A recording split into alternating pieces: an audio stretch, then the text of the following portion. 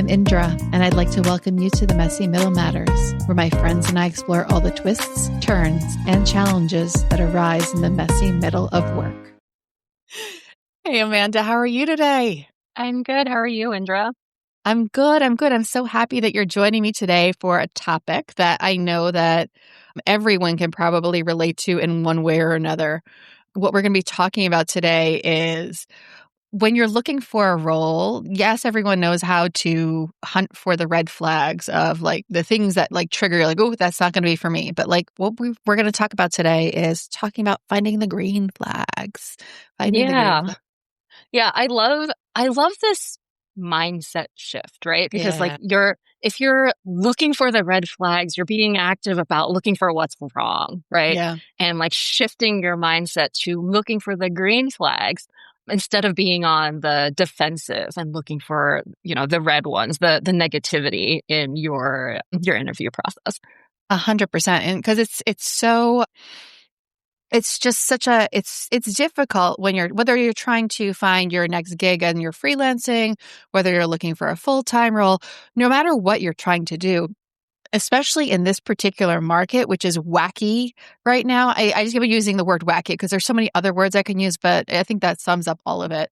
It can get really easy to get down on yourself and be like, I can't find anything that's like well suited or they're not responding to me. But if you start focusing on those green flags, you're focusing on the positive, like you were just saying, which I love. Yeah. Yeah. And I think the idea of looking for the green flags is more aligned to what you and I have talked about in past episodes, right? Yeah. Like the growth mindset, leading with curiosity and just focusing more on what's in this for me, right? Like what positivity can this opportunity bring for me? Yeah, 100%. And I think it's not to say that you shouldn't look for those red flags, but I think those red flags, it's our reptilian brains are very attuned to those fight or flight things, those instincts that are built over thousands and thousands of years within us as beings. So like over-indexing on thinking about those green flags, I think is a good thing. So do you have I know which way I go when I start looking for green flags or even evaluating roles to see if they have any green flags. Do you want me to start or do you want to start from your side? Start from my side. Let's do it. When I was thinking about what my own green flags were. Yeah. One thing that's really important to me is a structured interview process. Okay. Like it's a signal to me that this company, or at least this HR team, has their stuff together, right? Like I've gotten an interview confirmation email that not only had the basic, agenda, like here's for your meeting and like at what time, but like what their title was, what area of expertise that specific person on the panel was evaluating, and also like setting expectations about how soon I should receive a decision on whether I was moving forward. And like, to me, that's a signal of, they have their stuff together, and it can be a signal of what it's like to work there. And like, that is important to me. Yeah, I love when you're talking about this. I think that it's hitting for me is it's important for each one of us to define our own green flags. What's a green flag for you may be a red flag for me. Right. Right. And I'm not saying that this is the exact case, but I want everyone to, as you're listening to this stuff, use it as seeds for either you can borrow our seeds of ideas, right? Always, right? But you're also welcome to find your own, because for some people, like too much follow-up might be too much because, they're applying for lots and lots of roles. And that might be just like information overload. It's find the green flags that work for you, which is really, really nice. Right. Which Because we're all different people. What was that? We're all different people. We're all different people. We're all different people. And, if people have listened to more than one episode of The Messy Middle Matters, they've probably heard me talk about how I leverage AI, specifically ChatGPT. I use others as well, but ChatGPT is the one I use the most frequently. But what I've done, because I've trained that really well, one of my favorite ways to evaluate opportunities in any and all kinds of opportunities is to feed it into GPT because it does know me well. Say, hey, can you review this and see how well this would suit me and my goals? Whether that's, being a guest on someone else's podcast, whether that's a role, whether that's a this, whether it's a that. And the way that I've trained it, it now it gives me, okay, so here are the strengths of that opportunity. Here are the weaknesses of that opportunity. Here's a score. It scores them for me. And then it pulls out some of those things that I may not have clocked. Like there was one that I fed into it somewhere over the past year. I don't remember when, but it fed it back like, yeah, I see exactly why you thought this was a great opportunity for you, but you need to be fluent in Mandarin. I'm like, oh, I totally missed that when I scanned this. And goodness gracious, not fluent in Mandarin at all. I might be able to say the word rice in Mandarin, but that's about it. You know, it helps to catch a lot of the things because when we're reviewing things, no matter how closely we review them, our brains are very good at tricking us. The AI is less likely to let some of that stuff slide that we just like sort of might have skimmed over, might have missed the word, or might have like our cognitive brains might have just dismissed that and just gone on to the next relevant thing that might be because we're looking for fit. Like we're looking for the things that really align for us. So that's my favorite trick is using generative AI to help evaluate stuff. Yeah, it's interesting that because I've been thinking about this from like an interviewing perspective, right? Like talking to people, but it's interesting to hear that you are using you're trying to spot the green flags and using the tools at your disposal, like AI, to do this even before you apply to a job or right as you apply to a job. Any and all stages. So, like, it'll be before I reach out and I spend my time to make sure I tailor my messages and whatever, prepare a proposal, tailor something, or it could be even afterwards. Like, this is the conversation I had. Like, I need an objective set of eyes. Like, and it's my retelling of it. Like, if I don't have my other AIs turned on to, record the transcript and whatever, right? But I might retell it like, this was the scenario. This is what was going on. Can you give me a read on it? Like, what is your feeling about it? Because I want to have a different, someone else's opinion, or technically something else's opinion, but, a different opinion on it, a different set of eyes on it. So I will use it at any and all stages of all sorts of work, including opportunities, or like even post opportunity. And these are smaller, and this is less about identifying them. But like the reason I use it sometimes even after something has come to fruition, I'm like, what did I miss? Like, what did I look at? So like I'm prepared for the next time that there's like my green flag radar, red flag radars are better attuned for the next time that I wind up in that scenario. Yeah. I'm curious how did you prompt your AI tools to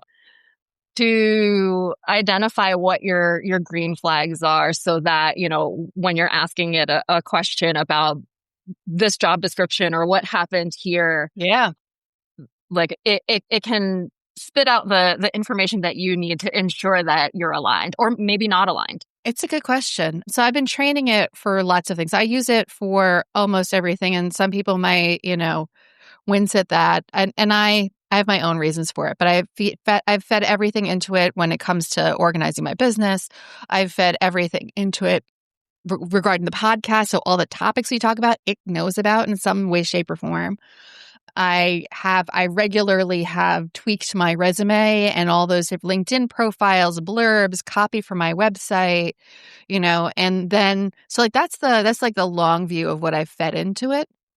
But in that moment when I'm prompting it, because again, a wacky market, and I will not fib. Sometimes I'm like, oh, I definitely want to stay the independent track. And sometimes like, you know what? I really would like a team again. And I'd love to be part of a team. So sometimes I think about those full-time roles, and I don't, the world is not forcing me down one path or the other, right? No one's holding anyone to anything, right? But you have to be skillful about how you navigate back and forth between those and how you position yourself.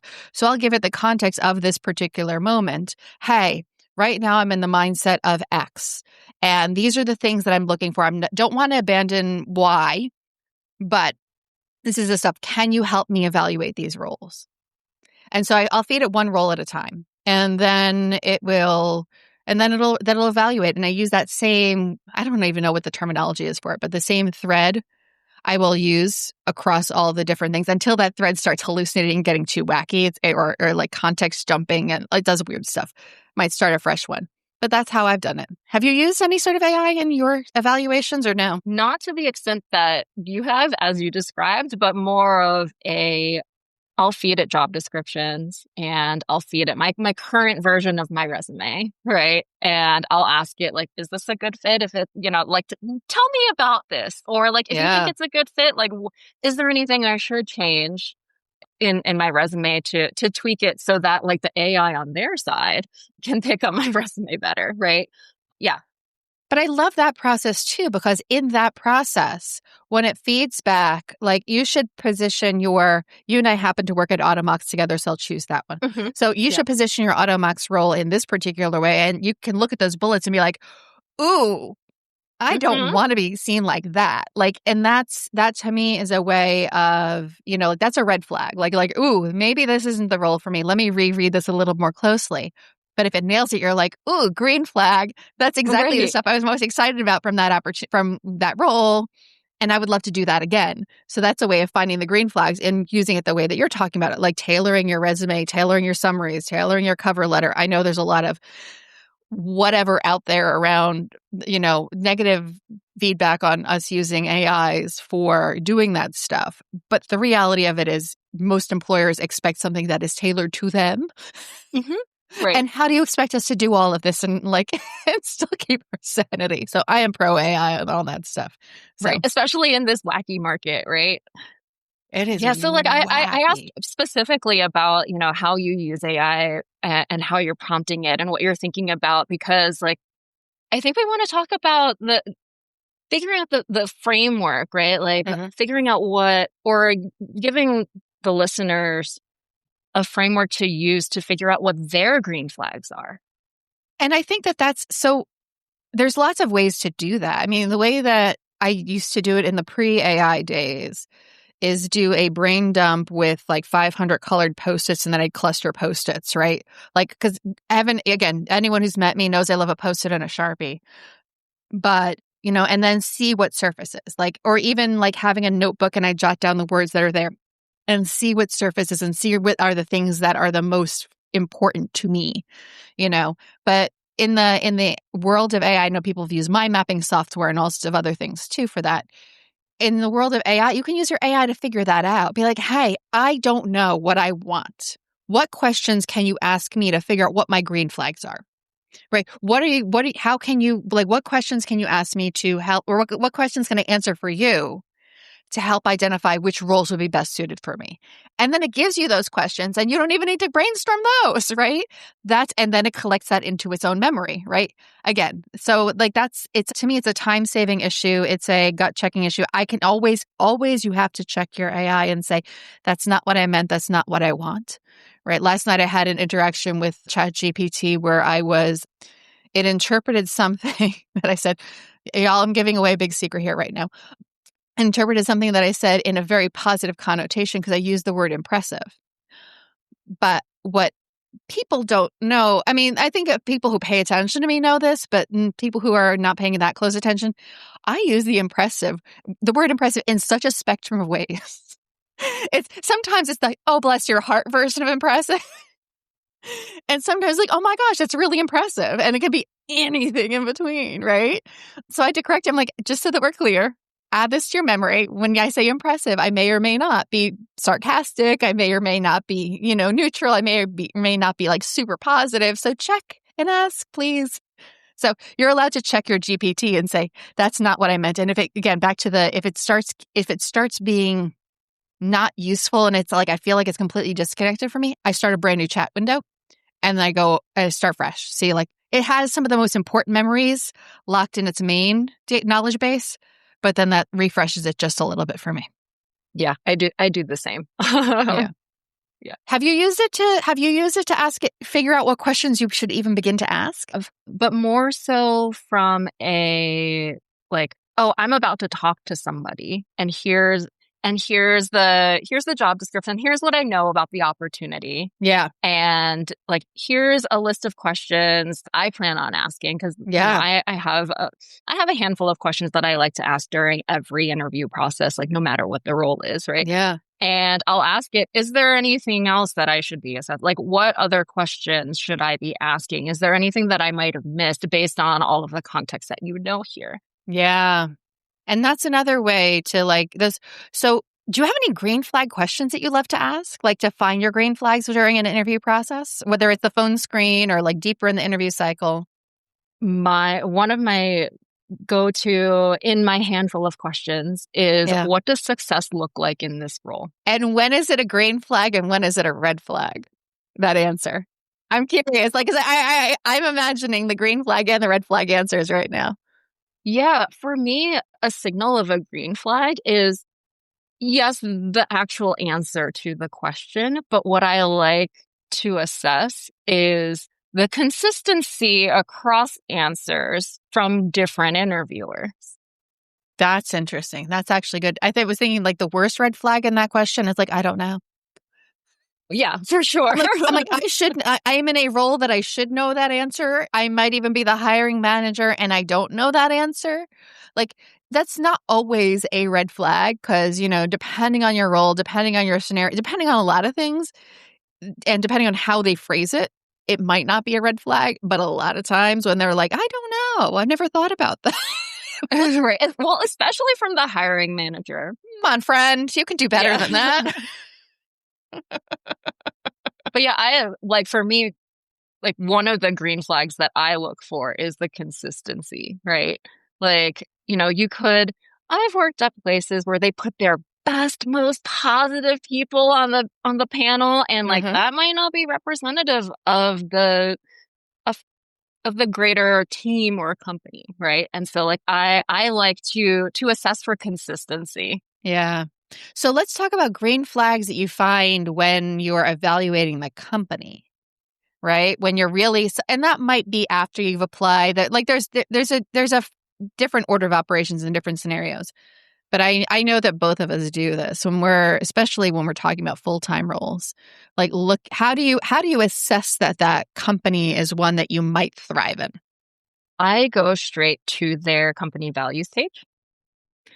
And some companies incorporate this into their interview process, right? Of assessing you for their company values. But I like to do the same. I like to assess them on their own company values. Like, for example, if a company value is strong collaboration, right? I'll Mm, ask questions specifically about, what was the last project that your team delivered that needed cross-functional collaboration? Can you tell me more about that? And I'll just like probe a little bit to see like if they walk the walk. yeah. I'd say when you're talking about values, the other thing that I do when I take a look at somebody's values page is the order in which they list said values. Now, they may not Uh-huh. live them in that order, but I always see what order they're listed in because two that you'll often find, and they're not phrased necessarily this way, but there is a we care about our employees value. Huh? And then there's the we care about, well, let's do three. We care about our customers value. And there's the we care about our shareholders value. And whether, let's say it's a private company, they're still shareholders. They're even if you're privately held, there's some sort of version of shareholders, right? The sequence in which those are listed says an awful lot about a company, right? Because and in a lived experience, they might be different, but seeing how they choose to put that on their values page says an awful lot. Right. It's a choice to put the words on the page the way they are. And handily, I just chose because we're doing this episode, my words matter mug, right? Because words matter. It really, really does. The other thing that I look at when I'm looking at a company is their board of directors and their leadership team, Same. because that says an awful lot about like whether or not they can change it is a different story, like, or whether they've chosen to change it is a different story. But the board of directors and senior leadership pages are fascinating. Fascinating. For me, all I'll say about this for now is a picture says 1,000 words. It really does. It really does. If the grayscale is too homogenous, it's usually, or if it's too homogenous in other ways, I generally don't know if it's an organization I'll thrive in, personally.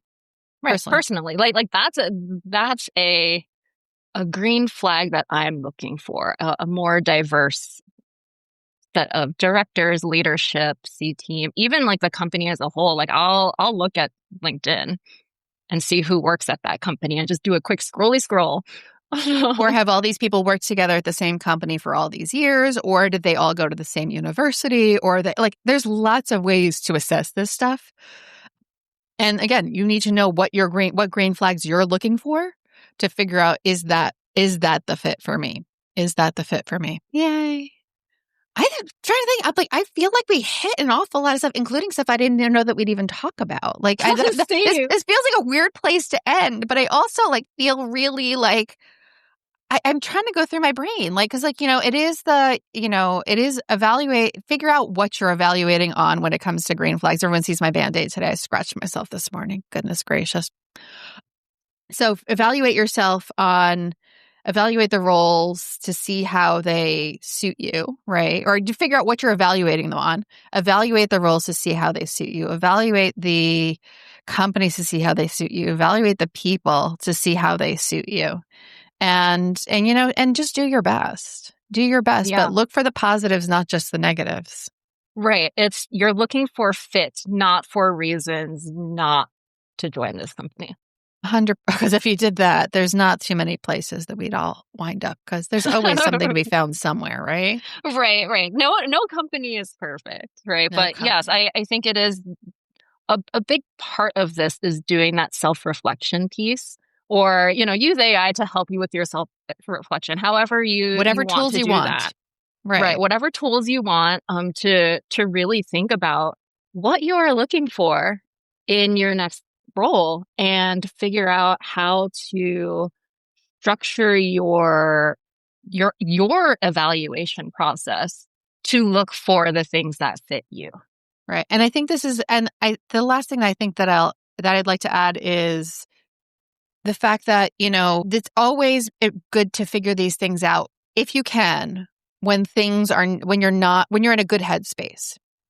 When you're in a good headspace, and set them ahead of time when you're in that good headspace, because when you're evaluating, that might be a bad day, there might be a bad market, you might be feeling a little bit stressed, and your evaluation criteria, inner evaluation criteria, is not working so well.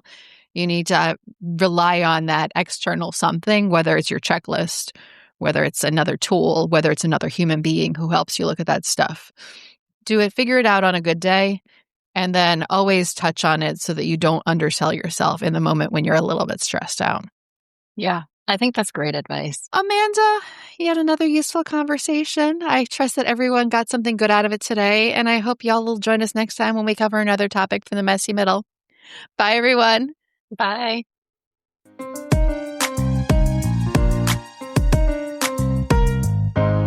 Thanks for taking time with us in the messy middle. Word of mouth remains the most powerful way for people to find us. If this episode sparked something for you, we'd love it if you'd subscribe to the podcast on your favorite app, download a few episodes, and share it with someone else who's navigating the in-between. Do you have ideas for future episodes or topics you'd like us to explore? You can find our feedback form at themessymiddlematters.com or in the show notes. Thank you for joining us on this journey. This work is better when we do it together. Until next time.